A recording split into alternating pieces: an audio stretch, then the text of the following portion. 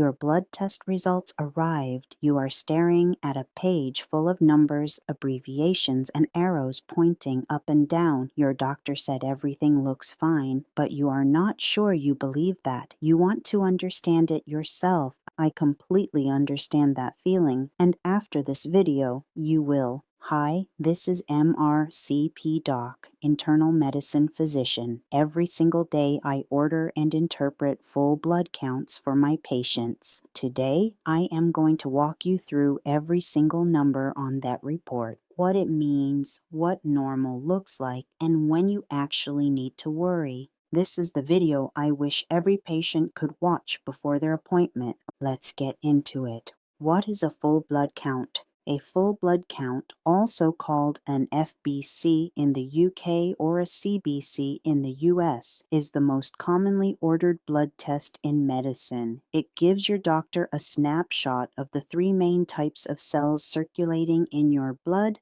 Number 1, red blood cells. These carry oxygen to every organ in your body. Number 2, white blood cells. These are your immune system soldiers. They fight infection and disease. Number 3, platelets. These are the tiny cells that form clots and stop you bleeding. When any of these three are too high or too low, your body is telling your doctor something important. Let's go through each one in detail. Part 1. Red blood cells and hemoglobin.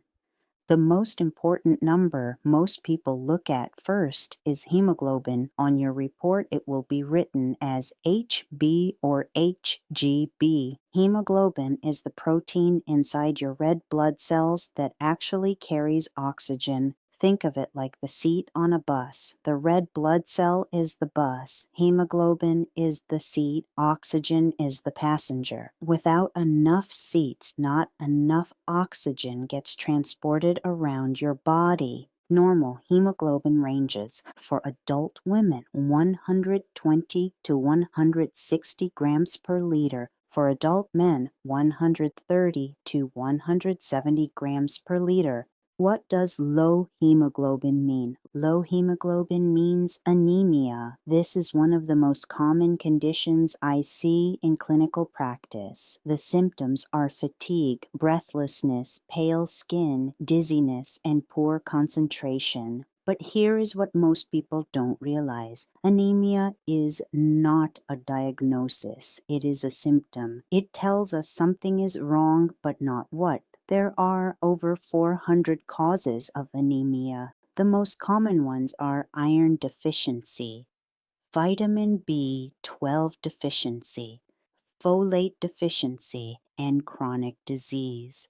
When I see low hemoglobin, I never just treat it. I always ask, why is it low? Finding the cause is everything. What does high hemoglobin mean? High hemoglobin is less common. It can mean dehydration, which is the most common cause, or it can mean your body is making too many red blood cells, a condition called polycythemia. Smokers often have mildly elevated hemoglobin because their bodies compensate for reduced oxygen delivery. Other red blood cell numbers on your report.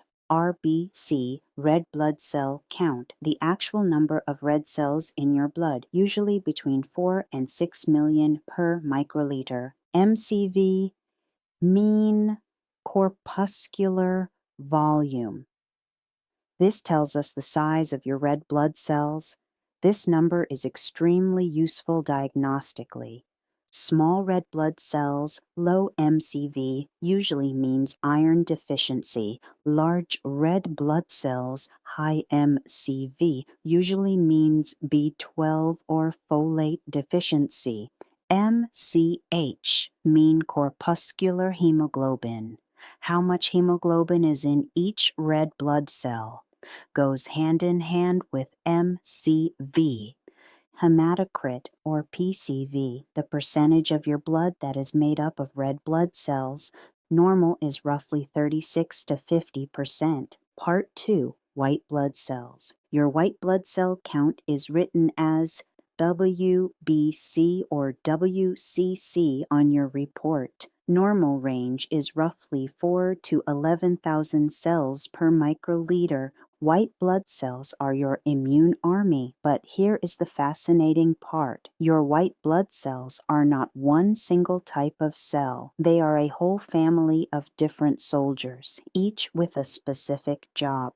Your report will usually show you a differential count, breaking down each type. Let me walk you through the main ones. Neutrophils. These are your first responders. When bacteria invade your body, neutrophils arrive first and destroy them. They make up about 60 to 70% of your total white blood cell count.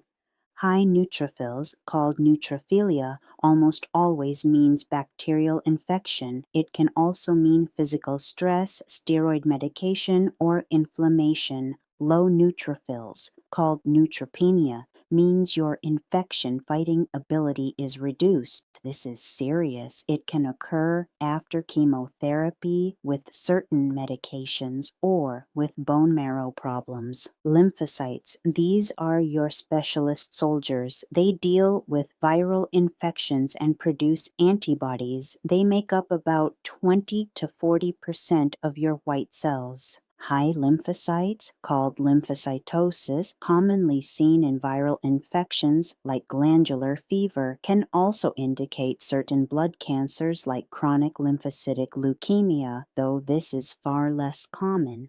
Low lymphocytes, called lymphopenia, can be seen in HIV, after chemotherapy, or with steroid use. Monocytes, these are the cleanup crew. They arrive after neutrophils and clear debris elevated in chronic infections and inflammatory conditions. Eosinophils, elevated in allergic conditions like asthma, hay fever, and eczema, also elevated in parasitic infections, which is particularly relevant in countries where parasites are more common. Basophils, the least common, rarely elevated, can be seen in allergic reactions and certain blood disorders. What does a high total white cell count mean? Most commonly, infection, usually bacterial, can also mean inflammation, stress, steroid medication, or in rare cases, leukemia. Context is everything. A white count of 15 in someone with a fever and cough almost certainly means pneumonia.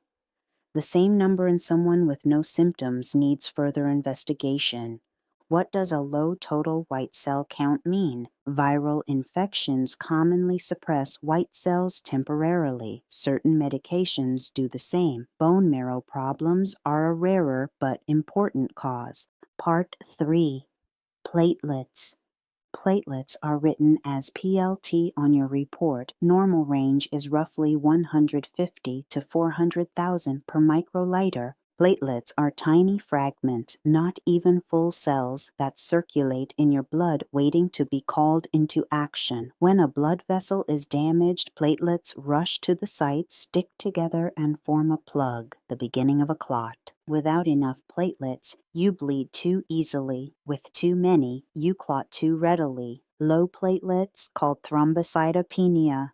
Mild reduction between 100 and 150 is common and often not clinically significant. We monitor it. Moderate reduction between 50 and 100 means increased bleeding risk. We investigate the cause. Severe reduction below 50 is serious.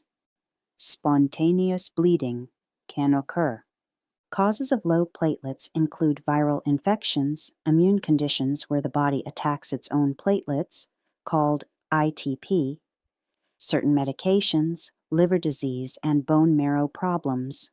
High platelets, called thrombocytosis, most commonly seen as a reactive process after infection, inflammation, iron deficiency, or surgery. In these cases, the platelet count usually normalizes once the underlying cause is treated. Rarely, very high platelet counts above 1 million can indicate a bone marrow disorder called essential thrombocythemia. How to read your own report.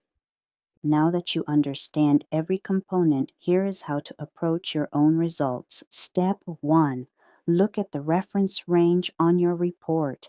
Every laboratory has slightly different normal ranges printed right next to your result. Use those, not numbers you found online. Step 2. Look for arrows. Most reports use up and down arrows to flag results outside the normal range. An arrow does not automatically mean something is seriously wrong. It means it needs context. Step 3. Look at the pattern, not just individual numbers. A low hemoglobin with low MCV and low iron is a clear picture of iron deficiency anemia. One abnormal number in isolation is far less concerning than multiple abnormal numbers pointing in the same direction. Step 4. Never Google individual numbers in isolation. I say this as a doctor and as someone who has watched patients terrify themselves unnecessarily. A hemoglobin of 118 in a menstruating woman is extremely common and rarely serious. The same number in a 70-year-old man with weight loss is a completely different picture. Step 5. If you are concerned, go back to your doctor with specific questions. Ask them, what is causing this? Does this need further investigation? What should we monitor? The most important thing I want you to take away. A full blood count is a tool. It is one piece of a much larger picture that includes your symptoms, your history, your medications, your age, and your examination findings. Numbers do not exist in isolation. You are not a number. You are a person. And your doctor, when they look at your blood results, should always be looking at you, not just your report. Understanding your own results gives you power. It helps you ask better questions. It helps you be a more informed participant in your own health care, and that ultimately leads to better outcomes. Knowledge is not fear. Knowledge is power. If this video helped you understand your blood test results, please give it a like. It genuinely helps this channel reach more patients who need this information. Subscribe so you never miss a plain English medical explanation. If you have a specific question about your own results, drop it in the comments. I read every single one. Share this with someone who is confused by their blood test right now. You could genuinely help them. This is MRCP Doc, and I'll see you in the next.